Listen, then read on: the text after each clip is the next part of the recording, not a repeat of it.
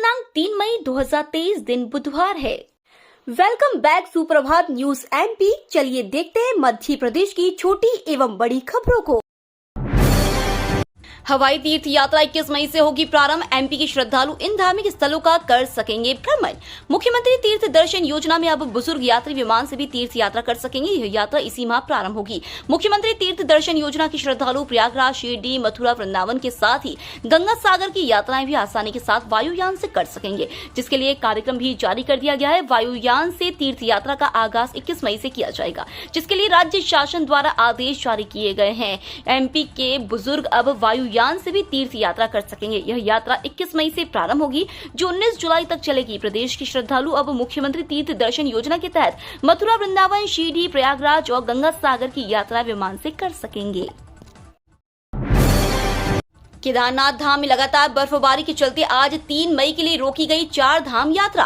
केदारनाथ धाम में लगातार हो रही बर्फबारी और ऑरेंज अलर्ट के मद्देनजर आज 3 मई को यात्रा रोक दी गई है। यह सूचना उत्तराखंड पुलिस ने दी है। इससे पहले आज ही केदारनाथ धाम में तैनात एसडीआरएफ ने तीर्थ यात्री आकाश सिंह की ऑक्सीजन लेवल गिरने के बाद मदद की और उनकी जान बचाई। एसडीआरएफ की टीम ने उन्हें 2 ऑक्सीजन सिलेंडर के साथ स्ट्रेचर पर नीचे उतारा।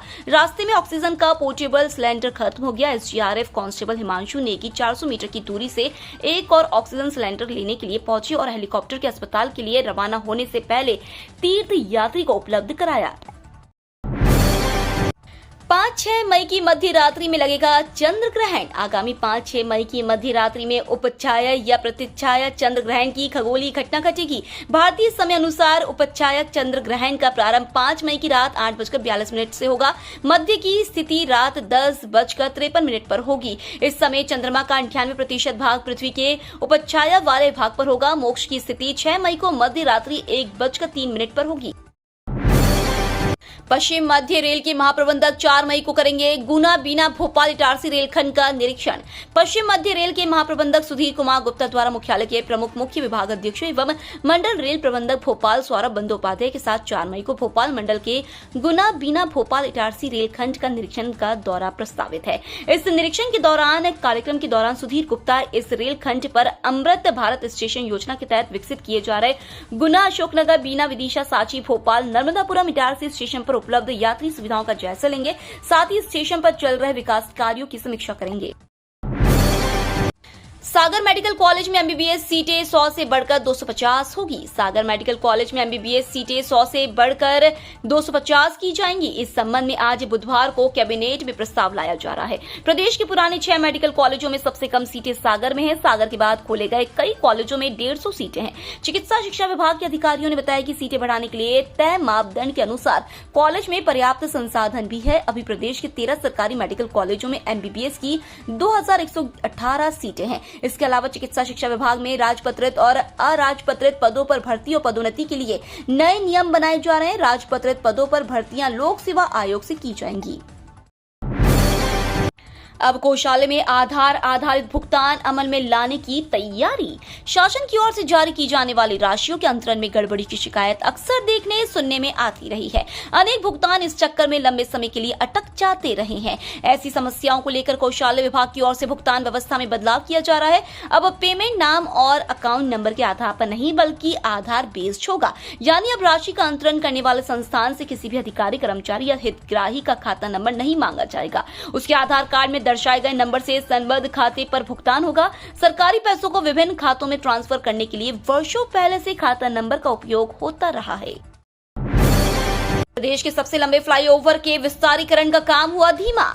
मदन महल से दमोह नाका के बीच बन रहे फ्लाईओवर के 7 किलोमीटर मार्ग ने आधे शहर को हलाकान किया हुआ है।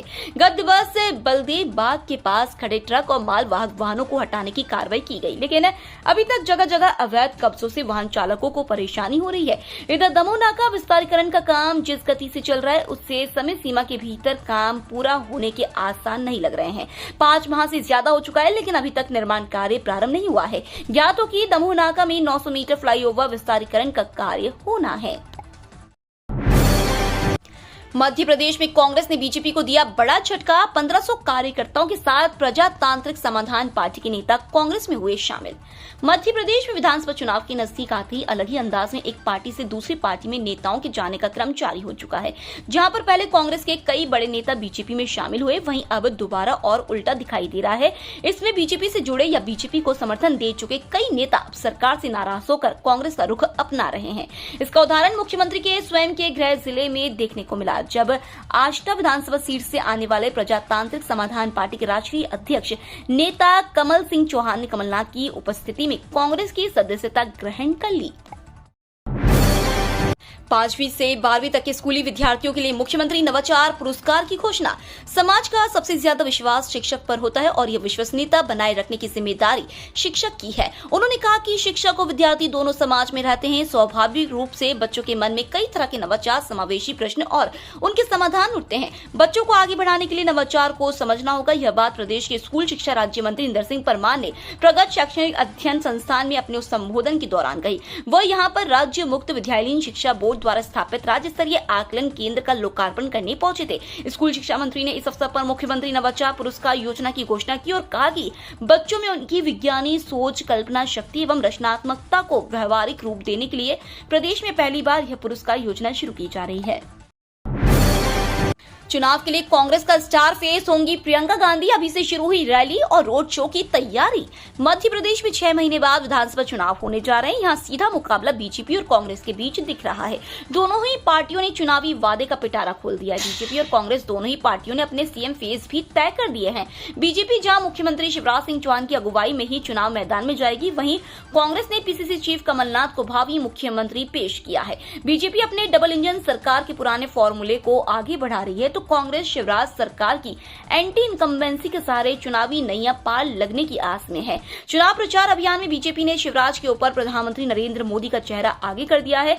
कांग्रेस भी पार्टी की जनरल सेक्रेटरी प्रियंका गांधी को मध्य प्रदेश में स्टार प्रचारक बनाकर बड़ी रैलियां करने की तैयारी में है।